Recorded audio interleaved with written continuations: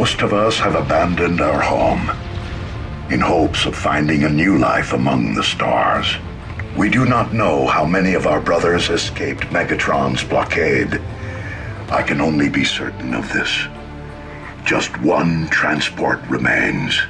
I'm Peter Cullen. I'm playing the part of Optimus Prime. We're recording a video game called Transformers: Fall of Cybertron. The characters are so rich and they're so very, very true. The constant skirmish, between good and evil, and Megatron and Prime, and the Decepticons and the Autobots. You see where it was born, and you become really entrenched in it. You become involved. You want to know. Everybody loves playing as Optimus Prime, leader of the Autobots. He's arguably one of the most powerful Transformers that's ever been created. When you take control of Optimus, you are going to feel super powerful. He is the leader of the Autobots for a reason, and we've designed the game to make you feel that way.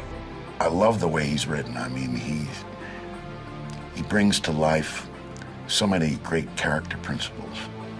The trustworthiness and the courage, the integrity, honor, dignity. It's important to me that those elements remain very, very rich and alive. Doing Prime, although he's consistent, doing a movie and doing an episodic television series and then doing a video game, although the character remains the same, there's a different intensity and different approaches. But this Transformers: Fall of Cybertron is a lot different. It has the elements of emotion, and there's a lot of relation to character. And so this game is not only fun to do, and it seems much more of involvement into a story, and I think that's going to be the real kick for it, I think.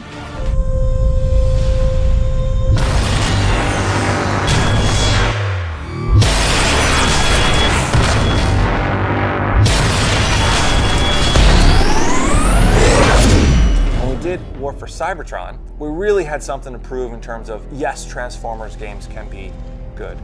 With Fall of Cybertron, it's not trying to prove to you whether Transformers games can be good, it really is to show you how great they can actually be.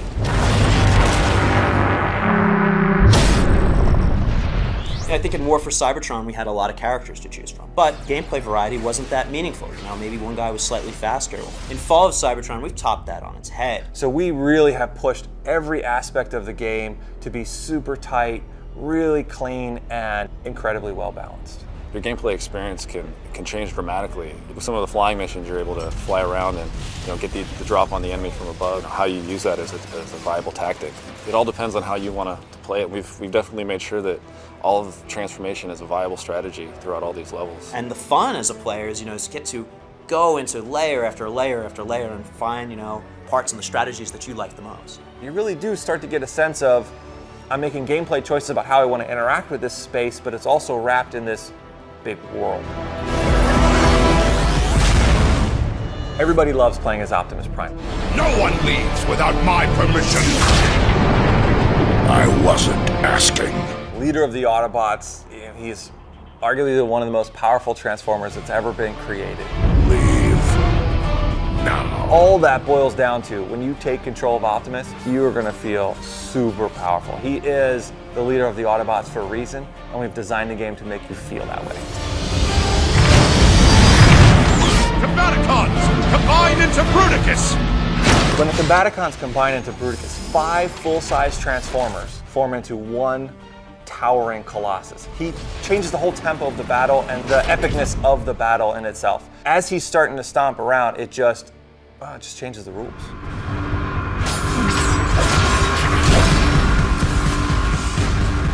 If there were 2 overarching principles that you'd kind of see throughout the game, it's the epicness of scale and the variety of gameplay experiences. Because at the end of the day, it is really all about what it feels like under your thumb.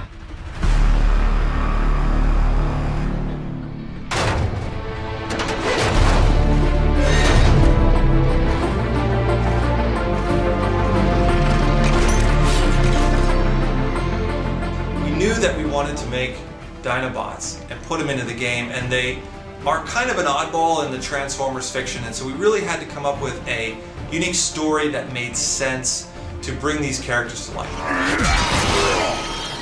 Not only were they, frankly, my personal favorite and a lot of fans' favorites, Grimlock's a huge character, they have some great gameplay that we can make around being this big giant T-Rex. When we came to Hasbro to pitch what we really wanted to do with this game, they were in the process of creating the Bible of all things Transformers, all the lore, and kind of creating this huge binder of everything that fit in the universe going forward. Dinobots didn't really have a place. They were trying to figure out where they were going with them. With that, we gave this super impassioned speech about how important the Dinobots were for us, that we desperately need them, and Hasbro gave us the green light. There have been a couple creation stories for the Dinobots in comics and G1, and even some other kind of fan fiction stuff. All were kind of interesting, but none of those really worked for the story we were trying to tell. Before they were ever Dinobots, the Grimlock and crew existed as a team on Cybertron. Super powerful, battle-hardened warriors. They weren't dinosaurs, they had different shapes. What happens to them? They get captured by maybe the worst guy to get captured by, Shockwave. He is the mad scientist of the Decepticons. What Shockwave has found is a way to open up space bridges. He can go to other worlds. He opens up this technology and is searching through the cosmos to find another planet that has life on it. In the course of his investigations, he finds primordial Earth, Earth 65, 70 million years ago. As he's investigating, he sees these interesting life forms, dinosaurs. The log has it labeled as sludge. Must have been Shockwave's design for him. Guess we all have new forms. He turns them into these shapes. He sacrifices some of their mental processing power to give them more physical raw power and hopes to control them and give them these new powerful combat forms. Sort of backfires in the sense that it's successful transformation. They are given these new shapes that are super powerful, but nobody controls Grimlock.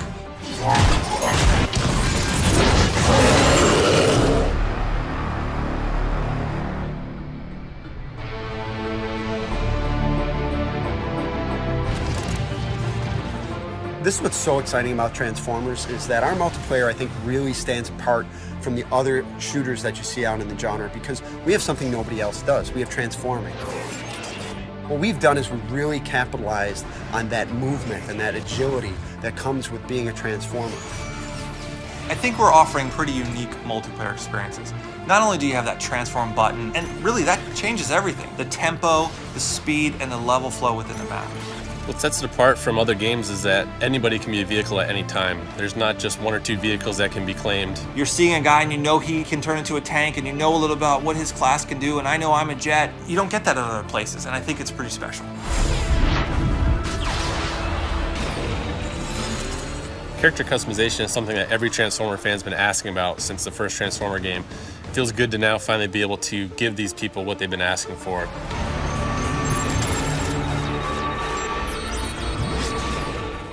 We allow you to customize multiple parts over the body from multiple selections so that you can really actually build the Transformer that you want to build. We give them these different armor sets that kind of look like a lot of the iconic Transformers that they've come to know. And then they can start kind of swapping out heads and shoulders and chest pieces and legs. But then they can also change the color palette, the metallic nature of that character's look. They can do all kinds of things to really create this unique personality that's them. Then they can name that Transformer so that it's the guy they created, and then they bring him off into online. It blows me away every time I see it, that we figured out a way to allow you to customize the physical parts, and all those parts just work when you hit the transform button.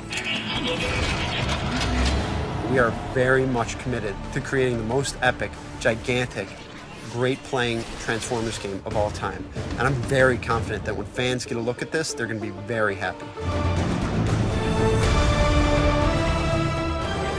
Hey guys, this is Tej. I'm the game director on Transformers Fall of Cybertron. I'm here at BotCon. We've got an awesome booth here showing off the game, and the fan reception has been amazing. 5, 4, 3, 2, 1. Hi, I'm Mike Barrett. I'm the Senior Marketing Manager for the Transformers brand at Hasbro. This is Transformers' 18th BotCon. The show moves around the country. Hasbro is extremely excited to be here in Dallas this year. At BotCon every year, it's always interesting for me to walk in and see what's here, what's going on. We know with Hasbro, obviously, we're bringing what we've got, but beyond that, every time we walk in the door, we meet new people, we get to meet the voice actors from the show when it originated in the 80s. The great Peter Cullen, got a chance to spend some time with him, and I'm absolutely floored by the effect that he has on the fans. I am Optimus Prime, leader of the Autobots. I have been entrusted with a matrix of leadership. The ability for our brand team to get up there and show off what they've got. The ability for Activision to hear from the fans firsthand and tell them what they've got going on.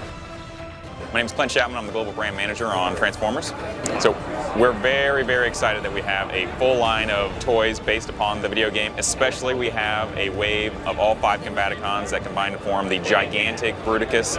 And we're really excited to see that out in stores and in the video game. It is such a privilege to work on this Transformers brand. I have gotten to meet people from all over the world who come just for this conference. They have been fans for decades, and it is just a great experience for me personally to be showing off all the hard work for the game. I am so excited for Fall of Cybertron. All the gameplay with Grimlock, he just has this sense of power to him. It's just incredible to watch. I will never get tired of that. Saw some smiles. Did you like it? Yeah, Fall of Cybertron looks awesome. The first game was great. I can't wait for the second one to come out. And that's what I look really forward to, because man, the world's coming in on the Autobots, and they got to make do and get out fast. The most important thing is the ability to talk to the fans who have that passion and really love to show their passion. And you walk around, you look around at everyone here, and more importantly, all the products and the things that they're trading back and forth and looking for. It is a true expression of how much the brand means to them. We had an awesome booth full of fans all day long. I got to do a panel with Hasbro. It was fantastic, but this is BotCon, and BotCon is all about the fans.